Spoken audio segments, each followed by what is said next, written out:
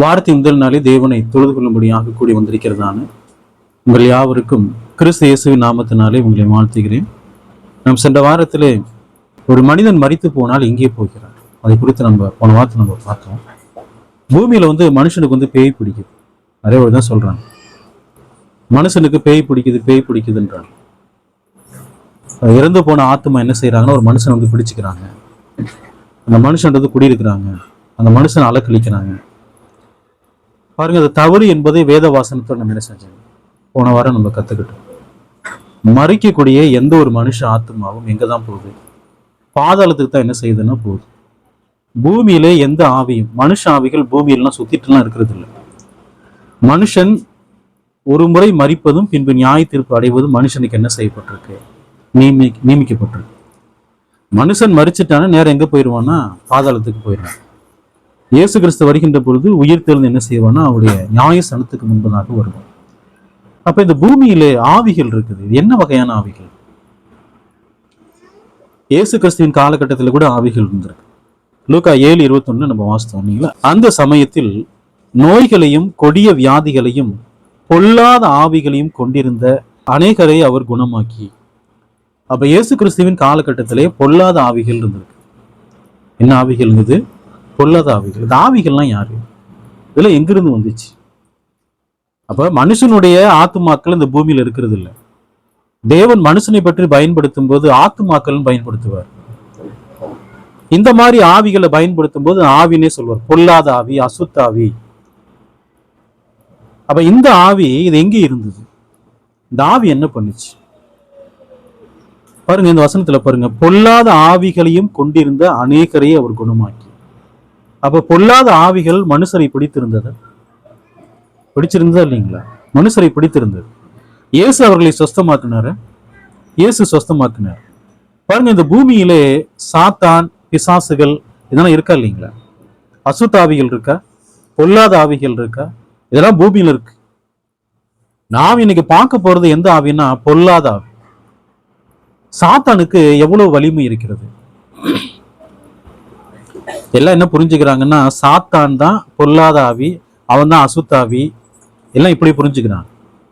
சாத்தான் என்பது வேற, பொல்லாத ஆவி என்பது வேற, பிசாசுகள் என்பது வேற. வேத வாக்கியத்துல எல்லாமே தனித்தனி என்ன செய்யப்பட்டிருக்குங்க, சொல்லப்பட்டிருக்கு. தேவ தூதர்கள் தான் சாத்தானா வந்திருக்காங்கன்னு சில பேர் சொல்றாங்க. பாவம் செய்த தேவ தூதர்களை அவர் எங்க கட்டி வச்சுக்கிறாரு? அந்தகாரத்துல கட்டி, நித்திய சங்கினால் கட்டி அடைச்சு வச்சுக்கிறார். பாவம் செய்த தேவ தூதர்கள் பூமியில இல்லை. இந்த சாத்தான் எங்கிருந்து வந்தான் என்பது நமக்கு ஏதாவது தெரியுமா? எதுவுமே தெரியாது.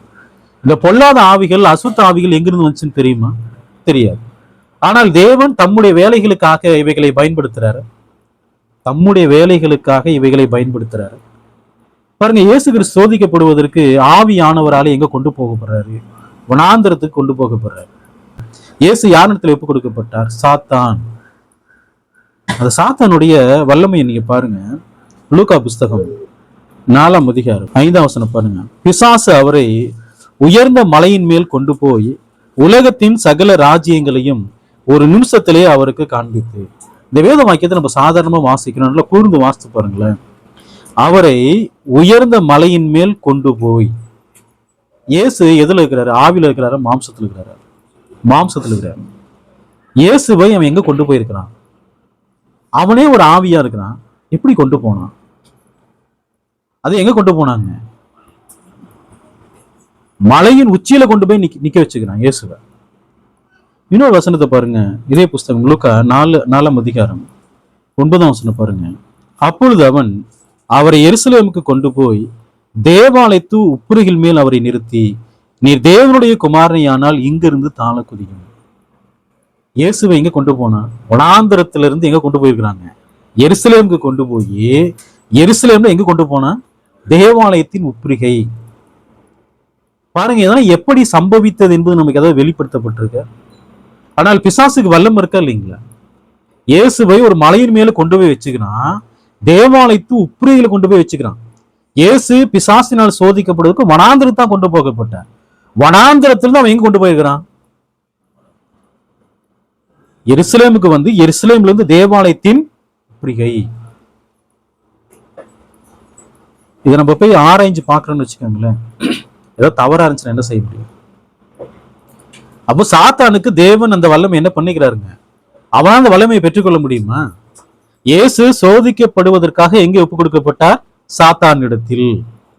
தேவன் தான் ஒப்பு கொடுக்கிறார். இது ஆவிகளுக்கு ஒரு வல்லமை இருக்கா இல்லைங்களா? இருக்கு இல்லைங்களா? 1 சாமுவேல் புஸ்தகம் 16ஆம் அதிகாரம் 14, 15 பாருங்க. கர்த்தருடைய ஆவி சவுலை விட்டு நீங்கினார். பாருங்க, அவ்வளவு காலம் பரிசுத்த ஆவியானவர் சவுலோடு தான் இருந்தார். ஆனால் என்னைக்கு சவுல் தேவனுக்கு துரோகம் செய்தாரோ அந்த நாளிலே பரிசுத்த வினாயிட்டாருங்க, அவரை விட்டு விலகிட்டார். வசனம் பாருங்க, கர்த்தரால் வரவிடப்பட்ட ஒரு பொல்லாத ஆவி அவனை கலங்க பண்ணி கொண்டிருந்தது. இந்த வார்த்தையை சொல்றது யாரு? சாமுவேல் தீர்க்கதரிசி. யார் மூலமா ஏவப்பட்டு பேசுறாரு? பரிசுத்த ஆவியின் மூலமா. அப்ப சவுலிடத்திலிருந்து பரிசுத்த ஆவி விலகின போது சவுலை பிடித்து கொண்டது என்ன? பொல்லாத ஆவி. புதிய ஏற்பாட்டுல இயேசு கிறிஸ்து பொல்லாத ஆவிகள்லாம் துரத்தி விடுறாரு. இந்த பொல்லாத ஆவி எங்க ஆரம்பிக்குதுன்னா சவுளுடைய காலகட்டத்தில் நம்ம பார்க்க முடியும். பொல்லாத ஆவி அவருக்குள்ள வருது பாருங்க. அவருக்குள்ள வந்து அவரை என்ன செய்து பாருங்களேன், கலங்க பண்ணி கொண்டிருந்தது. கர்த்தரால் வரவிடப்பட்ட ஒரு ஆவி, பொல்லாத ஆவி. இந்த ஆவியை வர வச்சது யாரு? கர்த்தர் தான் வர வச்சார். பாருங்க, சகலமும் தேவனுடைய கட்டுப்பாட்டுல தான் இருக்கு. எல்லாம் இன்றைக்கு வரைக்கும், உலகம் சிருஷ்டிக்கப்பட்ட நாள்ல இருந்து இன்றைக்கு வரைக்கும் சகலமும் யாருடைய கட்டுப்பாட்டுல தான் இருக்கு? தேவனுடைய கட்டுப்பாட்டுல தான் இருக்கு. தேவனை மீறி சாத்தானால் எது ஒன்றும் என்ன பண்ண முடியாதுங்க, செய்யலாம் முடியாது. பாருங்க, அந்த சவுலோடு கூட இருக்கக்கூடிய அவங்களுடைய ஊழியக்காரங்க என்ன சொல்றான்னு பாருங்க. 1 சாமுவேல் புஸ்தகம் 16ஆம் அதிகாரம் 15ஆம் வசனம் பாருங்க. அப்பொழுது சவுலின் ஊழியக்காரர் அவனை நோக்கி, இதோ தேவனால் விடப்பட்ட ஒரு பொல்லாத ஆவி உம்மை கலங்க பண்ணுகிறது. அவங்க என்ன உணர்ந்து கொண்டிருந்தாங்க? சவுலை கலங்க பண்ணி கொண்டிருந்தது எந்த ஆவி? அது யாரால் வரவிடப்பட்டது?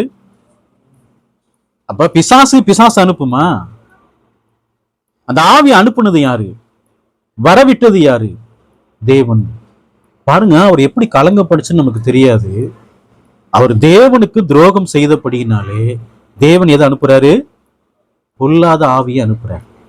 அந்த ஆவி என்ன பண்ணுச்சு பாருங்க. 1 சாமுவேல் புஸ்தகம் 16ஆம் அதிகாரம் 16ஆம் வசனம் பாருங்க. சுரமண்டலம் வாசிக்கிறதில் தேறின ஒருவனை தேடும்படி எங்கள் ஆண்டவனாகிய நீர் உமக்கு முன்பாக நிற்கிற உம்முடைய அடியாருக்கு கட்டளையிடும். அப்பொழுது தேவனால் விடப்பட்ட பொல்லாத ஆவி உம்மேல் இறங்குகையில் அவன் தன் கையினால் அதை வாசித்தால் உமக்கு சௌக்கியம் உண்டாகும் என்றார்கள். சுரமண்டலம் வாசிச்சா பொல்லாத ஆவி போகும் விட்டு யார் சொன்னது? சவுளுடைய ஊழியக்காரர்களுக்கு சுரமண்டலம் வாசித்தா பொல்லாத ஆவி போகும்னு யார் சொன்னது? ஆனா அவங்க சொல்றாங்க, சுரமண்டலம் வாசித்தால் என்ன போகும்? பொல்லாத ஆவி. அப்ப பொல்லாத ஆவிக்கு எது பிடிக்காது? சுரமண்டலம். அப்படியா? பாருங்க, இந்த அதிகாரத்துலதான் தேவன் யாரை அபிஷேகம் பண்ணிக்கிறார்னா தாவீதை அபிஷேகம் பண்ணிக்கிறார். தாவீது ராஜாவாக வேண்டும் என்று சொன்னால் அந்த அரண்மனைக்கு அவர் என்ன ஆகணுங்க? போகணும். அரண்மனையில எல்லாருடைய தயவையும் அவர் என்ன பண்ணணுங்க? சம்பாதிக்கணும். அப்ப இந்த உணர்ந்து கொள்ளுதல் அவங்களுக்கு கொடுத்தது யாரு? சுரமண்டலம் வாசித்தால் பொல்லாத ஆவி போகும் என்று சொல்லி இந்த உணர்ந்து கொள்ளுதல அவங்களுக்கு கொடுத்தது யாரு? தேவன். இதுக்கு முன்னாடி ஒரு சம்பவத்தை நீங்க வாசிக்க முடியுமா? சுரமண்டலம் வாசித்தா பொல்லாத ஓடுன்னு. பாருங்க, தேவனால் வரவிடப்பட்ட பொல்லாத ஆவி சவுல் மேல தேவன் தான் அனுப்புறாரு. எதுக்காக அனுப்புறாரு? அவங்க சொல்றாங்க பாருங்க, 16ஆம் அதிகாரம் 16ஆம் வசனம். பொல்லாத ஆவி உம்மில் இறங்குகையில் அவன் தன் கையினால் அதை வாசித்தால் உமக்கு சௌக்கியம் உண்டாகும். யாரு வாசிக்கிறது? சுரமண்டலம் யாரு வாசிப்பாங்க? அவர் சொல்றாரு, தேடி பாருங்க. சுரமண்டலம் வாசிக்கக்கூடிய ஒருத்தன் என்ன செய்யுங்க? கொண்டுட்டு வாங்கினார். 17ஆம் வசனம் பாருங்க.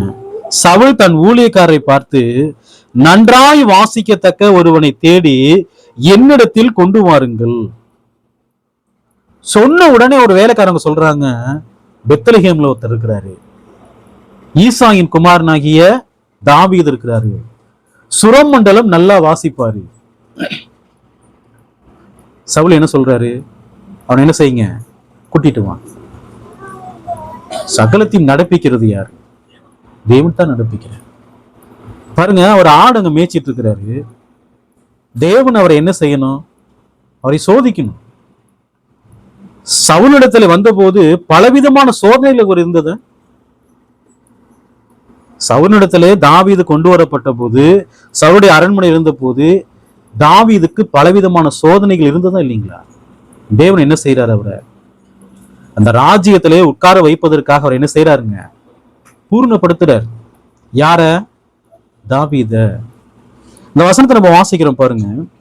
1 சாமுவேல் 16ஆம் அதிகாரம் 18ஆம் வசனம் பாருங்க.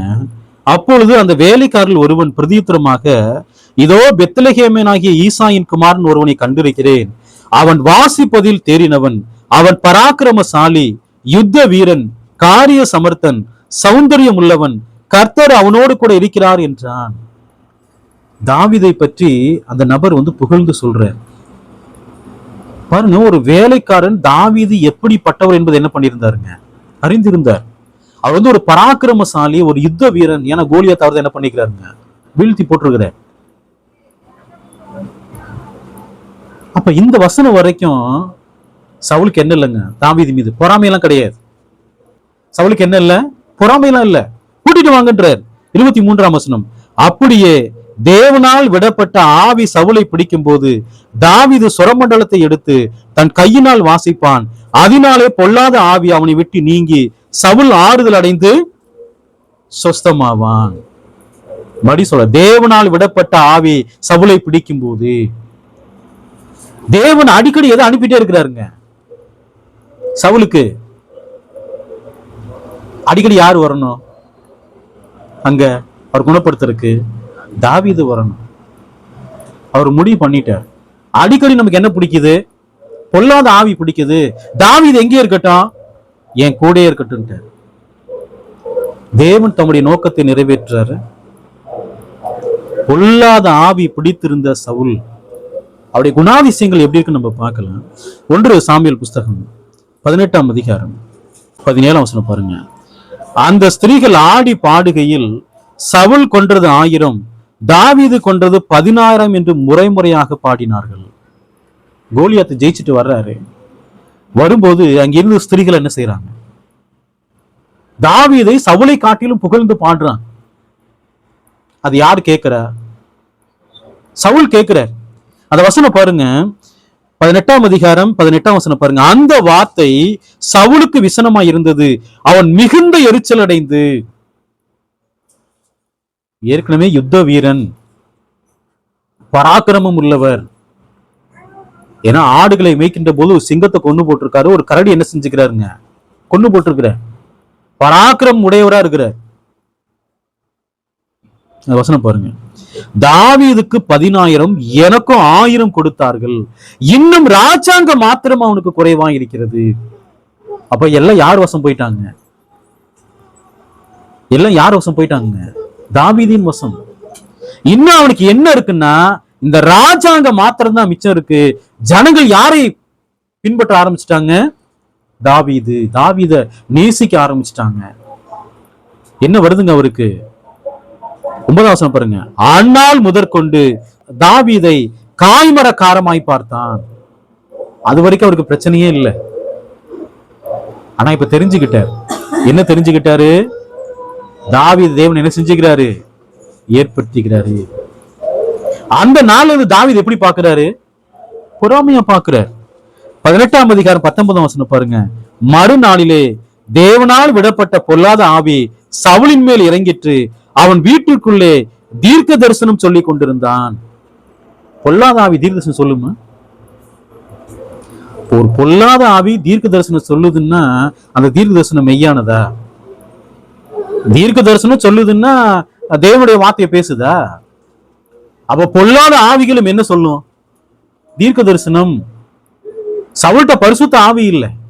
சவுல்றது தேவனால் வரவிடப்பட்ட பொல்லாத ஆவி. அது என்ன சொல்லுது? தீர்க்க தரிசனம். அப்ப ஏதோ ஒரு வகையில் அவர் கலங்க பண்ணுதா இல்லைங்களா? ஒரு ஆவி உங்களை பிடிச்சிருக்கு, நீங்க ஆவியுடைய கட்டுப்பாட்டுல இருக்க முடியல, நீங்களா பேசுனீங்க, எப்படி இருக்கும் உங்களுக்கு? அதான் கலங்க பண்ணி கொண்டிருந்தது. அப்பொழுது தாவீது தினந்தோறும் செய்கிறபடி தன் கையினால் சுரமண்டலத்தை வாசித்துக் கொண்டிருந்தான். சவுலின் கையில் ஈட்டி இருந்தது. பொல்லாத ஆவி எப்பெல்லாம் வருது? தினந்தோறும் வருது. அப்ப தாவீது என்ன செய்யறாரு? தினந்தோறும் சுரமண்டலம் வாசிக்கிறார். தினந்தோறும் எங்கதான் இருக்கிறாருங்க? சவுட்ட தான் இருக்கிறாரு. கையில ஈட்டி வச்சுட்டு உட்காந்துக்கிறாரு. பொல்லாத ஆவி வந்துருச்சு, பாக்குறாரு. என்ன செய்யறாரு பாருங்க, 18ஆம் அதிகாரம் 11ஆம் வசனம். அப்பொழுது சவுல் தாவீதை சுவரோடு சேர்த்து உருவ குத்தி போடுவேன் என்று ஈட்டியை அவன் மேல் எறிந்தான். ஆனாலும் தாவீது விலகி 2 தரம் அவனுக்கு தப்பினான். பொல்லாத ஆவி என்ன செய்யும்? ஒரு மனுஷனை பிடிச்சதுன்னா அவங்களை கட்டுப்படுத்துமா? ஒரு பொல்லாத ஆவி மனுஷனை பிடித்தால் அவங்களை கட்டுப்படுத்துமா? கட்டுப்படுத்தும். அதோடு மாத்திரமல்ல, அந்த பொல்லாத ஆவி எந்த மனுஷன்ட்ட இருக்கோ அவன் நன்மை செய்வானா தீமை செய்வானா? தீமை. தாவீது சுரமண்டலம் வாசிக்கவில்லை என்று சொன்னால் இவருக்கு அந்த சுகம் கிடைக்குமா? அந்த பலன் கிடைக்குமா? கிடைக்காது. ஆனா எனக்கு எதுதான் முக்கியம்? ராஜாங்கம் முக்கியம். இந்த ஜனங்கள் எல்லோரும் புகழ்றாங்க, இவ என்ன செய்யக்கூடாது? உயிரோட இருக்கக்கூடாது. ஈட்டியை தூக்கி என்ன செய்யறாருங்க? அவர் மேல எறிகிறார். 2 முறை தப்பிச்சிட்டார். எந்த பொல்லாத ஆவிக்கு மனுஷனுடைய ஜீவனை எடுப்பதற்கு அதிகாரம் இருக்கா? எந்த பொல்லாத ஆவிகளும் கிடையாது. ஒரு மனுஷனுடைய ஆவி அவருடைய சரத்திலிருந்து வெளியே போகுதுன்னா அந்த ஆவி எடுக்கிறது யாரு? தேவன் தான் எடுப்பார். ஆனால் பொல்லாத ஆவிகள் முயற்சி பண்ணுமா? தாவீதை சுவரோடு குத்தி போடும்படியாக எரிகிறாரு. 2 முறை என்ன பண்ணிட்டாருங்க? சரி, இப்ப அந்த பொல்லாத ஆவியோ அவரை விட்டு போன உடனே தாவீது கேட்கிறாரு, என் மேல ஈட்டியை எரிஞ்சிங்க, ஏன் எரிஞ்சிங்க? அவர் என்ன சொல்லுவாரு? எனக்கு தெரியல, அந்த பொல்லாத ஆவி அப்படி செஞ்சிச்சுன்னு சொல்லுவார். ஆனா உண்மையில் நிதானமா இருந்தாரா? நிதானமா தான் இருந்தார். ஈட்டி சரியாக யார் மேல எரிஞ்சாருங்க? தாவீது மேல எரிகிறார். பொல்லாத ஆவி நன்மை செய்யுமா அல்லது பொல்லாத காரியத்தை தான் செய்யுமா? பொல்லாத காரியத்தை தான் செய்யும். 1 சாமுவேல் புஸ்தகம் 19ஆம் அதிகாரம் 9-10 வசனங்களை பாருங்க. கர்த்தனால் விடப்பட்ட பொல்லாத ஆவி சவுலின் மேல் வந்தது. அவன் தன் வீட்டிலே உட்கார்ந்து தன் ஈட்டியை கையிலே பிடித்துக் கொண்டிருந்தான். தாவீது கையினாலே சுரமண்டலம் வாசித்தான். மறுபடியும் என்ன செய்யறாருங்க? பொல்லாத ஆவியை பிடிச்சிக்குது. ஒரு போய் என்ன செய்யறாருங்க? சுரமண்டலம் வாசிக்கிறாரு. கையில என்ன வச்சுக்கிறாரு? ஈட்டி. ஏற்கனவே 2 தடவை என்ன பண்ணிருக்காருங்க? மேல எரிஞ்சுக்கிறார். தாவீது ரொம்ப ஜாக்கிரதையா உட்கார்ந்துக்கிறார். எப்ப வேணாலும் என்ன செய்யலாம்? அந்த ஈட்டிய எரியலாம். எதிர்பார்த்த மாதிரியே 1 சாமுவேல் 19:10 அப்பொழுது சவுல் தாவீதை ஈட்டினாலே சுவரோடு சேர்த்து உருவ குத்தி போட பார்த்தான். ஆனாலும் இவன் சவுலுக்கு விலகினதினாலே அவன் எரிந்த ஈட்டி சுவரிலே பட்டது. தாவீதோ அன்று ராத்திரியிலே ஓடி போய் தன்னை தாவீதுக்கு நல்லா தெரிஞ்சிருச்சு, இது பொல்லாத ஆவி செய்யற வேலை அல்ல, இது யார் செய்யற வேலை? சவுல். பொல்லாத ஆவி இருக்குது. ஆனா அந்த பொல்லாத ஆவி யார் கட்டுப்படுத்திட்டா? சவுல் கட்டுப்படுத்திட்டார். தெளிவா தெரியுது. தாவீது என்ன செய்யணும்? கொன்று போட வேண்டும். தாவீது ஒருவேளை அந்த இடத்துல கொன்று போடப்பட்டிருந்தா அவர் என்ன சொல்லியிருப்பாரு? எனக்கு எதுவுமே தெரியாது, பொல்லாத ஆவி உள்ள வந்துருச்சு, என்ன நடந்துச்சுன்னு எனக்கு தெரியாதுன்னு சொல்லியிருப்பாரு. அதனால தாவீது கண்டுபிடிச்சிட்டார். என்ன செய்ய போறாரு? நம்மள கொல்ல போறாரு. தப்பிச்சு என்ன செய்யறாருங்க? ஓடுறாரு. அப்ப பொல்லாத ஆவி எப்போதும் என்னதான் செய்யும்? பொல்லாத காரியங்களை தான் செய்யும். தேவனுடைய பரிசுத்த வான்களை அந்த ஆவிகளுக்கு பிடிக்குமா? பிடிக்குமா? அவங்களுக்கு பிடிக்காது. தொடர்ந்து அந்த ஆவிகள் என்ன கொடுத்துக்கிட்டே இருக்கும்? தொல்லை தொல்லை கொடுத்துக்கிட்டே இருக்கும். லூக்கா புஸ்தகம் 7ஆம் அதிகாரம் 21ஆம் வசனம் பாருங்க. அந்த சமயத்திலே நோய்களையும் கொடிய வியாதிகளையும் பொல்லாத ஆவிகளையும் கொண்டிருந்த அநேகரை அவர் குணமாக்கி அநேக குருடருக்கு பார்வையளித்தார். அப்ப இயேசு கிறிஸ்துவின் காலகட்டத்திலே பொல்லாத ஆவிகள் மனுஷனை பிடிச்சிருக்குதா? மனுஷனை பிடிச்சிக்குது. அப்ப அந்த பொல்லாத ஆவிகள் மனுஷரை பிடிக்கும் என்று சொன்னால் அவங்க எப்படிப்பட்ட காரியங்களை செய்வாங்க? நன்மைக்கு ஏதுவான காரியங்களை செய்வாங்களா? தீமைக்கு ஏதுவான காரியங்களை செய்வாங்களா? தீமைக்கு ஏதுவான காரியங்கள். எப்படி சவுலை இந்த ஆவிகள் கஷ்டப்படுத்தினதோ அதே இந்த மனுஷர்ல இந்த ஆவிகள் என்ன பண்ணிருக்குது? கஷ்டப்படுத்திக்குது. பொல்லாத ஆவிகள் சருத்தை பிடிக்குமா பிடிக்காதுங்களா? பிடித்து கொள்ளும். லூக்கா 8ஆம் அதிகாரம் 2ஆம் வசனம் பாருங்க. இங்கே சில ஸ்திரீகளுக்கு பொல்லாத ஆவிகள் பிடிச்சிருப்பாருங்க. லூக்கா 8ஆம் அதிகாரம் 2ஆம் வசனம், அவர் பொல்லாத ஆவிகளையும் வியாதிகளையும் நீக்கி குணமாக்கின சில ஸ்திரீகளும் 7 பிசாசுகள் நீங்கின மகதலேனால் எனப்பட்ட மரியாளும். அப்ப பொல்லாத ஆவிகள் யாரெல்லாம் பிடிச்சிக்குது? ஸ்திரீகளை என்ன பண்ணிக்குதுங்க? பிடிச்சிருக்கு. அப்ப நல்லா கவனிச்சுக்கங்க, இயேசு கிறிஸ்துவின் காலகட்டத்திலே பொல்லாத ஆவிகள் உலகத்தில் இருந்தது. அது மனுஷரை பிடித்ததா? மனுஷரை பிடித்தது. ஒரு ஆவி ஒரு மனுஷனை பிடிக்கும் என்று சொன்னால் தேவனுடைய அனுமதி இல்லாமல் பிடிக்குமா? தேவன் சவுலிடத்திலே இந்த பொல்லாத ஆவி என்ன பண்ணாருங்க? வரவிட்டான்னு வசனம் சொல்லுது. அப்ப இந்த ஸ்திரீகளுக்கும் சில மனுஷர்களுக்கும் பொல்லாத ஆவிகள் பிடித்த போது தேவனுடைய அனுமதி இல்லாமல் ஒரு மனுஷனை பிடிக்குமா? அது தேவன் ஏதோ ஒரு நோக்கத்திற்காக அதை செய்யறாரா இல்லைங்களா? அந்த ஆவிகளை பிடித்த மனிதர்கள் சொஸ்தமாக்கப்பட்ட போது அவங்க யாரை பின்பற்றுவாங்க? கர்த்தராகிய இயேசு கிறிஸ்துவை பின்பற்றுவாங்களா இல்லைங்களா? அப்போஸ்தலர் 19ஆம் அதிகாரம் 11-12 பாருங்க. பவுலின் கைகளினாலே தேவன் விசேஷித்த அற்புதங்களை செய்தருளினார். அவனுடைய சரீரத்திலிருந்து உருமால்களையும் கச்சைகளையும் கொண்டு வந்து வியாதியஸ்தர்கள் மேல் போட வியாதிகள் அவர்களை விட்டு நீங்கி போயின. பொல்லாத ஆவிகளும் அவர்களை விட்டு புறப்பட்டன. மற்ற தேசங்கள்ல பொல்லாத ஆவிகள் இருந்தாங்களா? எருசலேம் தேசத்தில் மாத்திரமல்ல, மற்ற தேசங்களிலும் பொல்லாத ஆவிகளை பிடித்திருந்த மனுஷர்கள் இருந்தாங்க. பவுலுடைய அந்த உருமால்களையும் கச்சைகளையும் போட்ட போது அந்த ஆவிகள் என்ன செஞ்சதுங்க? புறப்பட்டது, சரித்து விட்டு புறப்பட்டு போயின. அப்ப பொல்லாத ஆவிகள் யாருடைய கட்டுப்பாட்டுக்குள்ளதான் இருக்குது? தேவனுடைய கட்டுப்பாடு. தேவன் ஒரு மனுஷனுடைய சரீரத்தை விட்டு அந்த ஆவியை போக சொல்லும் போது அந்த ஆவி என்ன ஆயிருங்க? போயிரும்.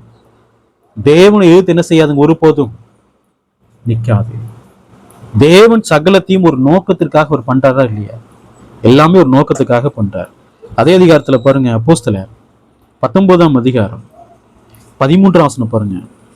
அப்பொழுது தேசாந்திரிகளாய் திரிகிற மந்திரவாதிகளாகி யூதரில் சிலர் பொல்லாத ஆவிகளை பிடித்திருக்கிறவர்கள் மேல் கர்த்தராகிய இயேசுவின் நாமத்தை சொல்ல துணிந்து பவுல் பிரசங்கிக்கிற இயேசுவின் பேரில் ஆணையிட்டு உங்களுக்கு கட்டளையிடுகிறோம் என்றார்கள்.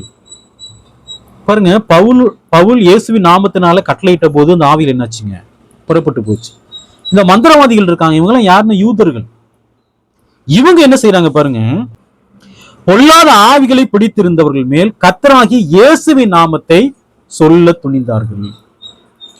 அவங்களும் இயேசுவின் நாமத்தை பயன்படுத்தி இந்த பொல்லாத ஆவிகள் என்ன செய்யலாம்? துரத்தலான்னு சொல்லி இயேசுவின் நாமத்தை அவங்க என்ன செய்யறாங்கன்னா பயன்படுத்துறாங்க. இவங்க பரிசுத்தவான்களா அல்லது மாய வித்தைக்காரர்களா? மந்திரவாதிகளா? மந்திரவாதிகள். இவங்க இயேசுவின் நாமத்தை சொன்னோன்னு ஆவிகள் புறப்பட்டு போயிருமா? அந்த ஆவிகள் புறப்பட்டு போகுதுன்னா யாருடைய வார்த்தைக்கு தான் கீழ்ப்படியும்? அப்போஸ்தலர்கள், தீர்க்கதரிசிகள், அவங்களுடைய வார்த்தைகளுக்கு தான் அந்த ஆவிகள் கீழ்ப்படியும். துன்மார்க்குடைய வார்த்தைக்கு கீழ்ப்படியுமா? பாருங்க, அந்த 7 பேர் என்ன செய்யறாங்கன்னா அந்த கர்த்தராகிய இயேசுவின் நாமத்தை சொல்ல துணிஞ்சு சொல்றாங்க. அந்த ஆவிகள் என்ன பண்ணிச்சு பாருங்க. அப்போஸ்தலர் 19ஆம் அதிகாரம் 14ஆம் வசனம் பாருங்க. பிரதான ஆசாரியனாகிய ஸ்கேவா என்னும் ஒரு யூதனுடைய குமாரன் 7 பேர் இப்படி செய்தார்கள். பொல்லாத ஆவி அவர்களை நோக்கி, இயேசுவை அறிவேன், பவுலையும் அறிவேன், நீங்கள் யார் என்று சொல்லி. அந்த ஆவிக்கு யாரெல்லாம் தெரியுது? இந்த பொல்லாத ஆவிக்கு இயேசுவையும் தெரியுது, பவுலையும் தெரியுது. சாத்தானுக்கு பைபிள் வசனம் தெரியுமா இல்லைங்களா? பிசாசு. இயேசு சோதிக்கப்பட்ட போது பிசாசை தான் பயன்படுத்துறான், வசனம். அப்ப இந்த பிசாசுகள் இயேசு யாருன்னு அதுக்கு தெரியுமா? பவுல் யாருன்னு தெரியுமா? அந்த அசுத்தாவி சொல்லுது பாருங்க, அந்த பொல்லாத ஆவி சொல்லுது பாருங்க, இயேசுவையும் அறிவேன், பவுலையும் அறிவேன், நீங்கள் யார் என்று சொல்லி பொல்லாத ஆவியுடைய மனுஷன் அவர்கள் மேல் பாய்ந்து. ஒரே ஒரு மனுஷன் தான். அவங்க எத்தனை பேர் இருக்காங்க? 7 பேர் இருக்கிறாங்க. நாம் நினைப்பதை போல பொல்லாத ஆவி சாதாரணமான ஆவியெல்லாம் கிடையாது. 7 பேரை என்ன பண்ணிக்க பாருங்க, அவர்கள் மேல் பாய்ந்து பலாத்காரம் பண்ணி, என்ன பண்ணிச்சாமா, பலாத்காரம் பண்ணி அவர்களை மேற்கொள்ள அவர்கள் நிர்வாணிகளும் காயப்பட்டவர்களும் ஆகி அந்த வீட்டை விட்டு ஓடி போனார்கள். அந்த பொல்லாத ஆவியுடைய மனுஷன் எங்க பூந்துட்டாங்க, வீட்டுக்குள்ள பூந்து அந்த 7 பேர்த்த ட்ரெஸ்ஸை கிழிச்சு பலாத்காரம் பண்ணி அவங்க அந்த வீட்டை விட்டு ஓடும்போது எப்படி ஓடினாங்க, நிர்வாணிகள்.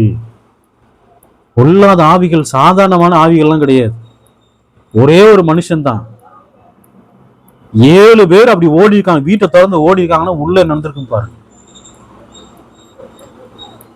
இந்த அளவுக்கு அது எந்த அளவுக்கு கொடூரமான ஆவி பாருங்க.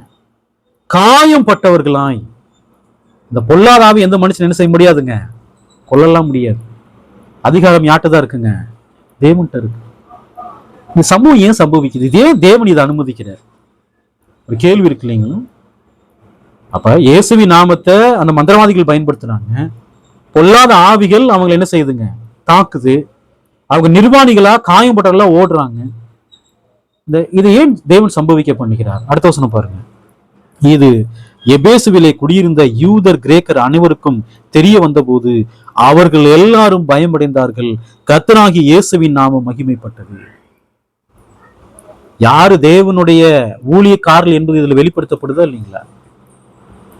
அவங்களும் அதே இயேசுவின் நாமத்தை, கர்த்தராகிய இயேசுவின் நாமத்தை சொல்றாங்க. ஆனா என்ன சம்பவித்தது, நிர்வாணிகளும் காயம்பட்டவர்களுமா ஓடி போனாங்க. கர்த்தருடைய பிள்ளைகள் அந்த வார்த்தையை பயன்படுத்துறாங்க, பொல்லாத ஆவி பிடித்தும் என்னாகிறாங்க, சுகமடைகிறார்கள். இன்றைக்கு பொல்லாத ஆவிகள் இருக்குதா? இன்றைக்கு உலகத்துல இருக்கா இல்லைங்களா பொல்லாத ஆவிகள்?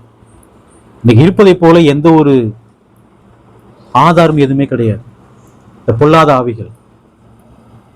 ஆனால் பொல்லாத ஆவிகள், அந்த ஆவிகள் என்ன பார்க்கலாம். எபேசியர் புஸ்தகம் 6ஆம் அதிகாரம் 12ஆம் வசனம் பாருங்க. ஏனெனில் மாம்சத்தோடும் இரத்தத்தோடும் அல்ல, துரைத்தனங்களோடும் அதிகாரங்களோடும் இப்பிரபஞ்சத்தின் அந்தகார லோகாதிபதிகளோடும் வான மண்டலங்களில் பொல்லாத ஆவிகளின் சேனைகளோடும் நமக்கு போராட்டம் உண்டு. பொல்லாத ஆவிகள் இன்றைக்கு உண்டுன்னு அவர் சொல்றார். இந்த பொல்லாத ஆவிகள் மனுஷனை பிடிக்கக்கூடிய பொல்லாத ஆவிகளை, அந்த ஆவிகள்ட்ட எப்படி நம்ம சண்டை போடுறது? ஏன்னா நம்முடைய யுத்தம் எப்படிப்பட்ட யுத்தம் அல்ல, மாம்சத்தோடும் ரத்தத்தோடும் அல்லன்ட்டார். அந்த பொல்லாத ஆவிகள்கிட்ட நான் போய் சண்டை போட வேண்டிய அவசியம் இல்லை, ஏன்னா அது மாம்சத்திலும் ரத்தத்திலும் அதுல இல்லை அந்த ஆவி. ஆனா பொல்லாத ஆவி இருக்கா இல்லைங்களா? யார் அந்த பொல்லாத ஆவி? தேவன் சொல்றாரு, பொல்லாத ஆவிகளின் சேனைகளோடு நமக்கு போராட்டம் உண்டு. இந்த பொல்லாத ஆவி அந்த வசனத்தை சொல்வதை போல அப்படியே சரீரத்தை கட்டுப்படுத்திட்டு மற்றவங்க மேல பாஞ்சு அப்படி பெராண்டி அந்த மாதிரி ஏதாவது பண்ணுமா பொல்லாத ஆவி? இந்த ஆவி என்ன ஆவி? 1 கொரிந்தியர் புஸ்தகம் 5ஆம் அதிகாரம் 13ஆம் வசனம் பாருங்க. புறம்பே இருக்கிறவர்களை குறித்து தேவனே தீர்ப்பு செய்வார், ஆகையால் அந்த பொல்லாதவனை உங்களை விட்டு தள்ளி போடுங்கள். கொரிந்து சபையில பவுல் சொல்றார், அந்த பொல்லாதவனை உங்களை தள்ளி போடுங்கன்ற. ஒருத்தன் பொல்லாதவனா இருக்கானா அவனுடைய ஆவி எப்படிப்பட்ட ஆவியா இருக்கும்? பொல்லாத ஆவி. அவன் என்ன பொல்லாப்பு பண்ணா? 1 கொரிந்தியர் 5ஆம் அதிகாரம் 1ஆம் வசனம் பாருங்க. உங்களுக்குள்ளே விபச்சாரம் உண்டென்று பிரசித்தமாய் சொல்லப்படுகிறது, ஒருவன் தன் தகப்பனுடைய மனைவி வைத்துக் கொண்டிருக்கிறானே, அது அஞ்ஞானிகளுக்குள்ளும் சொல்லப்படாத விபச்சாரமாய் இருக்கிறது. அந்த மனுஷன் எப்படிப்பட்ட மனுஷனா இருக்கிறான்? பொல்லாத மனுஷன், தன் தகப்பனுடைய மனைவியை வைத்துக் கொண்டிருக்கிறான். ஒரு மோசமான மனுஷன் பாருங்க. அதான் 1 கொரிந்தியர் 5ஆம் அதிகாரம் 13ஆம் வசனம் சொல்றாரு, அந்த பொல்லாதவனையும் உங்கள்கிட்ட என்ன செய்யுங்க, தள்ளி போடுங்கன்ற. அப்ப கர்த்தருடைய சபையில இப்படிப்பட்ட கிரியைகளை செய்யக்கூடியவர்கள்லாம் யாரு? பொல்லாத ஆவியை உடையவர்கள். இவர்களோடு நமக்கு யுத்தம் இருக்கா இல்லைங்களா? கொரிந்து பட்டண மக்கள் என்ன பண்ணாங்கன்னா, அவனை தள்ளி போடாம அவனை சபையில வச்சுட்டு இருக்கிறான். அதான் பவுல் சொல்றாரு, அவனை தள்ளி போடுங்கன்றார். அந்த பொல்லாதவனை தள்ளி போடுங்கள். 1 கொரிந்தியர் 5ஆம் அதிகாரம் 5ஆம் வசனம் பாருங்க. அப்படிப்பட்டவனுடைய ஆவி கர்த்தராகிய இயேசு கிறிஸ்துவின் நாளிலே ரட்சிக்கப்படும்படிக்கு மாம்சத்தின் அழிவுக்காக நம்முடைய கர்த்தராகிய இயேசு கிறிஸ்துவின் நாமத்தினாலே அவனை சாத்தானுக்கு ஒப்பு கொடுக்க வேண்டும் என்று தீர்ப்பு செய்கிறேன். அவனுடைய ஆவி. அப்ப இந்த மனுஷனுடைய ஆவி எப்படிப்பட்ட ஆவியா இருக்குது? பொல்லாத ஆவி. இந்த பூமியில இப்படிப்பட்ட மனுஷர்களோடு நமக்கு போராட்டம் இருக்கா இல்லைங்களா? ஒரு ஆவியை ஒரு சருவத்துல பூந்துக்கிட்டு முதல்ல நம்ம பாக்குறோம் இல்லைங்களா? சவுளுடைய சருவத்துல பூந்துட்டு என்னென்ன வேலை பண்ணிச்சு. முதல் நூற்றாண்டு காலத்துல சருவத்துல பூந்து என்ன வேலை பண்ணுச்சு நம்ம பாக்குறோம். அந்த மாதிரி இந்த ஆவி பூந்துக்கிறோமா? இந்த ஆவி என்ன செய்யும்? பொல்லாத காரியங்களை ஒரு மனுஷனுக்கு இருந்து பண்ணிட்டே இருக்கு. ஏன்னா அந்த ஆவிக்கு தன்னை என்ன பண்ணிருக்காம ஒப்பு கொடுத்துக்கிறான். தொடர்ந்து துன்மார்க்கமான கிரியில தான் அவன் செய்வான். 1 கொரிந்தியர் புஸ்தகம் 6ஆம் அதிகாரம் 9-10 வசனங்கள் பாருங்க. அநியாயக்காரர் தேவனுடைய ராஜ்யத்தை சுதந்திரிப்பதில்லை என்று அறியீர்களா? வஞ்சிக்கப்படாதிருங்கள். வேசி மார்க்கத்தாரும் விக்கிரக ஆராதனைக்காரரும் விபச்சாரக்காரரும் சுய புணர்ச்சிக்காரரும் ஆண் புணர்ச்சிக்காரரும் திருடரும் பொருளாசைக்காரரும் வெறியரும் உதாசீனரும் கொள்ளைக்காரரும் தேவனுடைய ராஜ்யத்தை சுதந்திரிப்பதில்லை. இந்த பாவத்தெல்லாம் யாரு பண்றாங்களோ அவங்களாம் எப்படிப்பட்ட ஆவியுடையவங்க? பொல்லாத ஆவி. பாருங்க, ஒருத்தன் வேசி மார்க்கத்துல இருக்கிறான், விக்கிரக ஆராதனைக்காரனா இருக்கிறான், விபச்சாரக்காரனா இருக்கிறான், திருடன் பொருளாசைக்காரனா இருக்கிறான், வெறியனா இருக்கிறான். இந்த ஆவியை உடையவர்கள் எப்போதும் என்னதான் செய்வாங்க? இந்த பாவங்களை தான் செஞ்சுட்டு இருப்பாங்க. இவர்களோடு நமக்கு போராட்டம் இருக்கா இல்லைங்களா? நான் பொல்லாத கிரியை செய்வோம் என்று சொன்னால் நாம் எப்படிப்பட்ட ஆவியை உடையவர்கள்? பொல்லாத ஆவியை உடையவர்கள். 2 தெசலோனிக்கேயர் 3ஆம் அதிகாரம் 2ஆம் வசனம் பாருங்க. துர்க்குணராகிய பொல்லாத மனுஷர் கையினின்று நாங்கள் விடுவிக்கப்படும்படிக்கும் எங்களுக்காக வேண்டிக் கொள்ளுங்கள். விசுவாசம் எல்லாரிடத்திலும் துர்க்குணராகிய பொல்லாத மனுஷர் கையினின்று நாங்கள் விடுவிக்கும்படி. அப்ப முதல் நூற்றாண்டு காலத்திலே அப்போஸ்தலர் தீர்க்கதரிசிகளுக்கு விரோதமாக இந்த பொல்லாத மனுஷர்கள் இருந்தாங்களே, இருந்தாங்க. கர்த்தருடைய ஊழியக்காரவங்க, கர்த்தருடைய அப்போஸ்தலர்கள் தேவனுடைய வார்த்தையை பிரசங்கம் பண்ண முடியாத அளவுக்கு அவங்க வேலை செஞ்சுக்கிட்டு இருந்தது யாரு? கள்ள போதகர்கள், கள்ள தீர்க்கதரிசிகள், யூதர்கள். இவங்கெல்லாம் யாரு? பொல்லாத ஆவியை உடையவர்கள். இவர்கள் கைகளிலிருந்து தாங்கள் தப்புவிக்கப்படும்படி என்ன செய்யுங்க? தேவனிடத்திலே வேண்டிக் கொள்ளுங்கள், எங்களுக்காக ஜெபிங்கள் கேட்கிறார். அப்ப இந்த பூமியிலே நாம் வாழ்கின்ற பொழுது மேலே சொல்லப்பட்ட 1 கொரிந்தியர் 6ஆம் அதிகாரம் 9-10 வசனத்தில் சொல்லப்பட்ட அந்த துன்மார்க்கமான கிரியைகளை யாரெல்லாம் செய்யறாங்களோ அவங்கள எந்த ஆவியினால் அவங்க பிடிக்கப்பட்டிருக்கிறாங்க? பொல்லாத ஆவி. அந்த கிரியைகளை செய்யறாங்கன்னா அவங்க பொல்லாத ஆவிகளுடையவங்கள தான் இருப்பாங்க. பாருங்க, இப்படிப்பட்ட ஜனங்களை நம்ம எப்படி மேற்கொள்வது? கர்த்தருடைய சபையில இருக்கிறாங்க, திருடக்கூடியவங்களா இருக்கிறாங்க, பொருளாசை உடையவங்களா இருக்கிறாங்க, விபச்சாரம் வேசித்தனம் பண்ணக்கூடியவங்களா இருக்கிறாங்க. இவர்களை நாம் எப்படி எதிர்கொள்வது? என்ன செய்வது? இப்போ இந்த மாதிரி ஜனங்களை நீங்க அவங்களோட சேர்ந்தீங்கன்னா அவங்களோட ஐக்கியமா இருந்து நம்மள என்ன செஞ்சிருவாங்க? கெடுத்து போட்டுருவாங்க. ஒரு பொல்லாத மனுஷனோட ஐக்கியம் வச்சிருக்கீங்க, ஒரு திருடரோடு நீங்க ஐக்கியம் வச்சுக்கிறீங்க, உங்களை என்ன செஞ்சிருவாங்க? கெடுத்து போட்டுருவாங்க. என்ன செய்வது? எபேசியர் புஸ்தகம் 6ஆம் அதிகாரம் 13ஆம் வசனம் பாருங்க. தீங்கு நாளிலே அவைகளை நீங்கள் எதிர்க்கவும் சகலத்தையும் செய்து முடித்தவர்களாய் நிற்கவும் திராணி உள்ளவர்களாகும்படி தேவனுடைய சர்வாயுத வர்க்கத்தையும். அப்ப இப்படிப்பட்ட ஜனங்களோடு நாம் எதிர்த்து நிற்க வேண்டும் என்று சொன்னால் நமக்கு எது தேவை? தேவனுடைய சர்வாயுத வர்க்கம். தேவனுடைய சர்வாயுத வர்க்கம் என்னங்கிறத சொல்றாரு 14ஆம் வசனம். சத்தியம் என்னும் கச்சையை உங்கள் அறையிலே கட்டினவர்களாயும் நீதி என்னும் மார்க்கவசை தரித்தவர்களாயும் சமாதானத்தின் சுவிசேஷத்திற்குரிய ஆயத்தம் என்னும் பாதரட்சியை கால்களில் தொடுத்தவர்களாயும் பொல்லாங்கனியையும் அக்னி ஆஸ்திரங்களை எல்லாம் அவித்து போடத்தக்கதாய் எல்லாவற்றுக்கும் மேலாக விசுவாசம் என்னும் கேடகத்தை பிடித்து கொண்டவர்களாயும் இல்லுங்கள். இரட்சணியம் என்னும் தலைசீராவையும் தேவ வசனமாகிய ஆவியின் பட்டயத்தையும். தேவனுடைய சர்வாயுத வர்க்கத்தை தலையிலிருந்து கால் வரைக்கும் தரிச்சுக்கணும். தேவனுடைய சத்தியத்துல நடந்தாதான் இப்படிப்பட்ட ஜனங்களை நாம் என்ன செய்ய முடியுங்க? மேற்கொள்ளவே முடியும். இன்னைக்கு எந்த ஒரு பொல்லாத ஆவியும் எந்த மனுஷன் என்ன செய்யறது இல்லைங்க, பிடிக்கிறதுலாம் இல்லை. ஆனா மனுஷனுடைய சுபாவங்கள் பொல்லாத சுபாவங்களா இருக்கின்ற பொழுது அவங்களுடைய ஆவி எப்படிப்பட்ட ஆவியா தான் இருக்கும்? பொல்லாத ஆவியா தான் இருக்கும். அவர்களை நீங்கள் மேற்கொள்ள வேண்டும் என்று சொன்னால், அவர்களை ஜெயிக்க வேண்டும் என்று சொன்னால், நாம் தேவனுடைய சர்வாயுத வர்க்கத்தை என்ன பண்ணிக்கணும்? தரித்து கொள்ள வேண்டும். அவங்களுடைய யுத்தம் பண்ணணும். இது நம்ம என்ன ஆகணுங்க? ஜெயிக்கணும். இந்த யுத்தம் மாம்சத்தோடும் இரத்தத்தோடும் அல்ல, இது ஒரு ஆவிக்குரிய யுத்தம். இந்த யுத்தத்தில் நாம் என்ன செய்யணுங்க? ஜெயிக்கணும். நம்மிடத்துல பொல்லாத காரியங்கள் இருக்கலாம். பொல்லாத காரியம் இருக்கும் என்று சொன்னால் நாமும் எப்படிப்பட்ட ஆவியுடையவர்கள்?